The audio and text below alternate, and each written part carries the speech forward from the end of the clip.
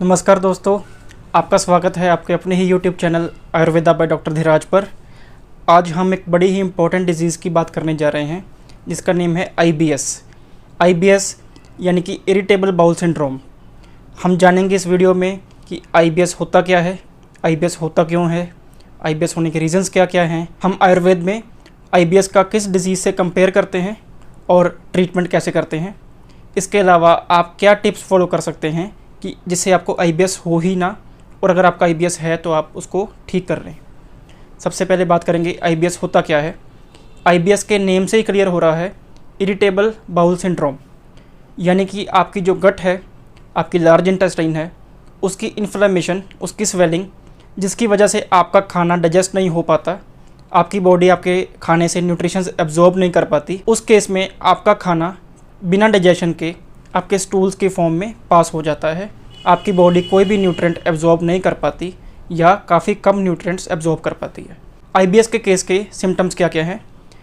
Patient इसमें complaint करते हैं कि उनके स्टूल में उनको म्यूकस निकलता हुआ नज़र आ रहा है। अगर कोई पर्सन वेस्टर्न टॉयलेट यूज़ करता है तो उसको उसके स्टूल्स फ्लोट होते हुए नज़र आएंगे।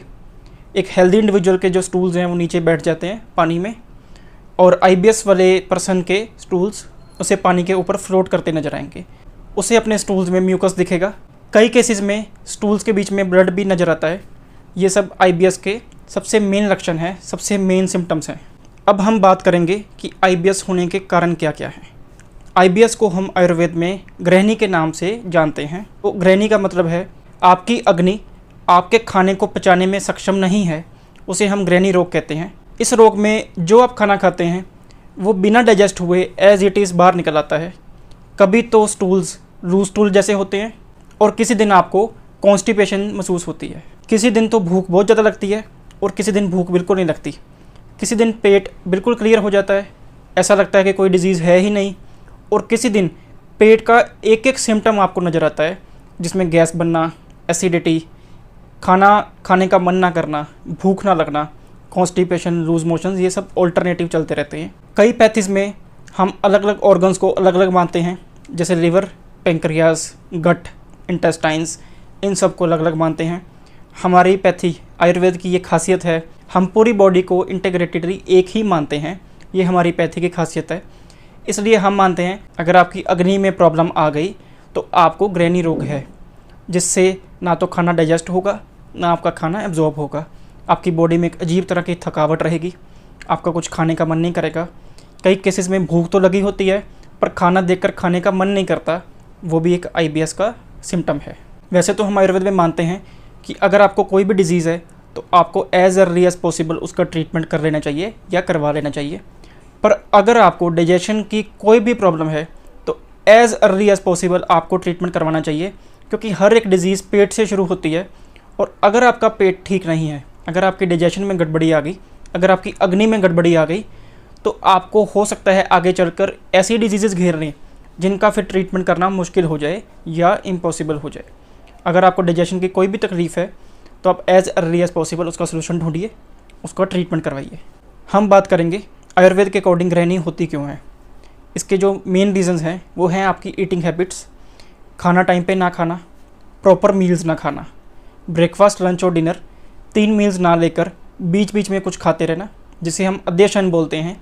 अध्यशन का मतलब है पहले वाला खाना अभी डाइजेस्ट नहीं हुआ, आपने और खाना खा लिया, आपने एक मील और ले ली। इसके साथ साथ खाना खाने के बीच में पानी काफ़ी पीना, खाना गर्म ना खाना, ठंडा खाना खाना, ऑयल या घी का बिल्कुल यूज़ ना करना खाने में, या फिर बहुत एक्सेसिवली यूज़ करना। इसके अलावा ईटिंग हैबिट्स के बाद हम सबसे ऊपर स्ट्रेस को रखते हैं। आपकी लाइफ में जो स्ट्रेस है वो डायरेक्ट आपकी गट से लिंक है। कुछ पैथीज़ में रिसेंटली अभी गट ब्रेन एक्सिस को मानना शुरू कर दिया है। रिसर्चेस चलती हैं कई पैथीज़ की, अच्छी बात है, प्रोग्रेसिव होना चाहिए। हम तो आयुर्वेद में स्टार्टिंग से बोलते हैं कि आपके माइंड और बॉडी का कनेक्शन तो है, और बहुत बड़ा कनेक्शन है। अगर आपका माइंड नहीं हेल्दी, आपकी बॉडी नहीं हेल्दी। अगर आपकी बॉडी नहीं हेल्दी, आपका माइंड नहीं हेल्दी। ये हम शुरू से मानते हैं। तो जितना हो सके स्ट्रेस कम रखिए।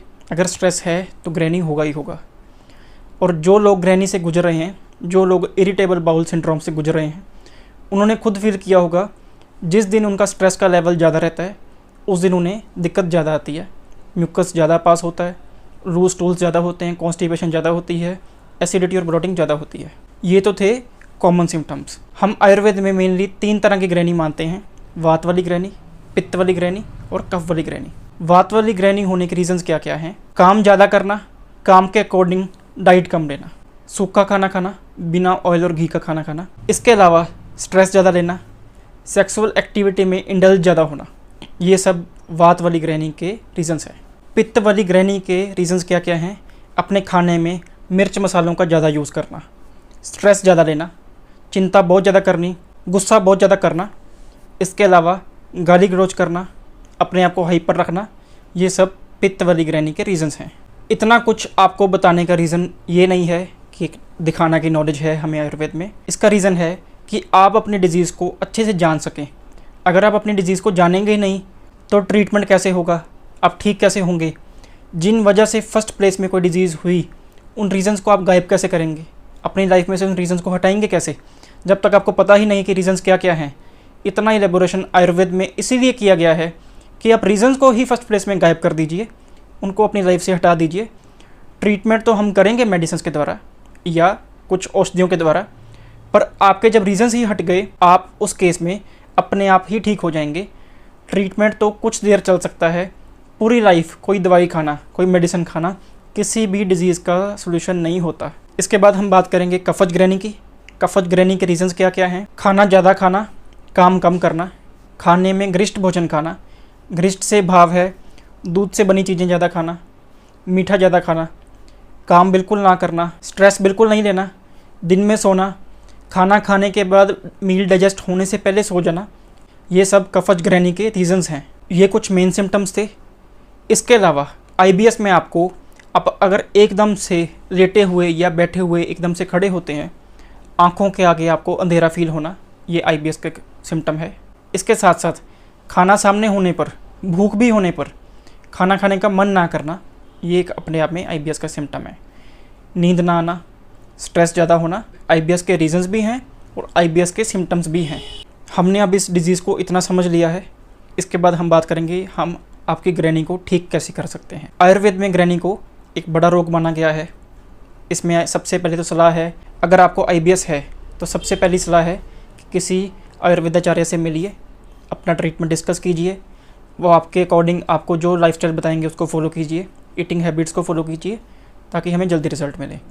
हमारा प्रोटोकॉल IBS में रहता है, सबसे पहले जो आपके अंदर आम बना हुआ है जिसकी वजह से म्यूकस बाहर निकलता है, सबसे पहले उसका पाचन करना। उसके लिए हम आम पाचन औषधियों का यूज़ करते हैं। इसके साथ साथ आपकी अग्नि को बढ़ाते हैं।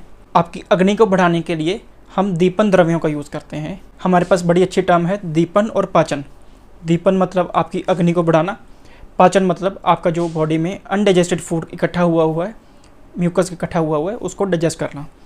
इसके साथ साथ हम माइल्ड लैक्सेटिव्स यूज़ करते हैं, ताकि जो आपकी बॉडी में एक्यूमुलेटेड म्यूकस है उसको भी हम धीरे धीरे आपकी बॉडी से बाहर कर दें।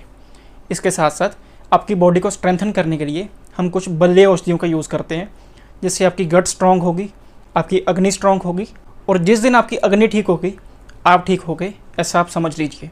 हर डिज़ीज़ आपके पेट से शुरू होती है। अगर आपका पेट ठीक हो गया तो हर डिज़ीज़ आपकी ठीक हो गई। अब रही बात आप घर पर क्या कर सकते हैं। खाना प्रॉपर खाइए, 3 मील्स रखिए, तीनों मील्स के बीच में कुछ मत खाइए। खाने को अच्छे से चबा कर खाएँ। अगर भूख नहीं है तो खाना मत खाइए, भूख होने पे ही खाना खाइए। खाना खाने से पहले आप थोड़ा सा अदरक नींबू में भिगोकर उसका आप यूज़ कर सकते हैं।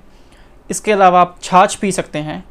आचार्य चरक के अकॉर्डिंग ग्रैनी रोग में, IBS में छाछ से ऊपर कोई ड्रिंक नहीं है। छाछ यानी कि बटर मिल्क, वो लस्सी जिसमें से मक्खन निकल चुका होता है, उसे हम छाछ बोलते हैं। इसे हम तक्कर भी बोलते हैं, पंजाबी में इसे हम रड़का भी बोलते हैं। छाछ का आप यूज़ कर सकते हैं, आपको IBS में इसका रिज़ल्ट दिखेगा। इसके साथ साथ मसाले वाली चीज़ें कम खाइए, फ्राइड फूड ना खाइए, खाने को गर्म खाइए और सुपाच्य खाइए। इसके साथ साथ आप खाने में धनिया और पुदीना का यूज़ कर सकते हैं, इससे आपको सिम्टम्स में राहत मिलेगी। इसके बाद आप इसबगोल के छिलके का यूज़ कर सकते हैं। अगर आपको ज़्यादा कॉन्स्टिपेशन रहती है, लूज टूल्स कम आते हैं, तो आप छिलके का यूज़ पानी में या दूध में मिलाकर कर सकते हैं। अगर आपको लूज टूल्स आती हैं तो आप इसबगोल के छिलके को दही में मिलाकर ले सकते हैं। इसके साथ साथ आयुर्वेद में हमारे पास एक कुटज नाम से औषधि होती है। कुटज का आपको कहीं पेड़ मिल जाएगा। उसके पत्तों को और टहनियों को छाया में सुखाकर उसका चूर्ण बना सकते हैं। कुटज का यूज़ ग्रैनी में काफ़ी अच्छा रहता है। आप बेल का यूज़ कर सकते हैं। बेल की काफ़ी फॉर्म्स मार्केट में आती हैं। आप बेल का मुरब्बा भी यूज़ कर सकते हैं। अगर आप फ्रेश बेल लेकर उसका जूस घर पे बनाएंगे तो आपके लिए बहुत ही बेनिफिशियल है। वैसे भी जो औषधि आप फ्रेश यूज़ करेंगे उसका कहीं कोई मुकाबला नहीं है। अगर किसी वजह से आप घर पर बेल का शरबत नहीं बना सकते तो आप मार्केट से बेल का शरबत परचेज़ कर पी सकते हैं। आपके केस में वो काफ़ी आपको बेनिफिट देगा। अगर आपके स्ट्रेस का लेवल बहुत ज़्यादा है उसको कम करने की ट्राई कीजिए। उसके साथ साथ आप नस्य कर सकते हैं। नस्य के लिए अलग से वीडियो इसी चैनल पर डाली गई है। नस्य क्या होता है, नस्य कैसे कर सकते हैं, उसके लिए आप वो वीडियो देख सकते हैं। ये था हमारा आज का topic IBS, irritable bowel syndrome. अगर ये टॉपिक आपको अच्छा लगा इस वीडियो को लाइक कीजिए, चैनल को सब्सक्राइब कीजिए और अगर आप चाहते हैं कि हर वीडियो का नोटिफिकेशन आपको आ जाए तो आप इस चैनल का बेल आइकन प्रेस कर सकते हैं। इसके अलावा अगर आप 1-to-1 कंसल्टेशन करना चाहते हैं तो नीचे डिस्क्रिप्शन और ऊपर दिए गए नंबर और ईमेल एड्रेस पर आप कॉन्टैक्ट कर सकते हैं। ये था हमारा आज का topic. Thank you so much.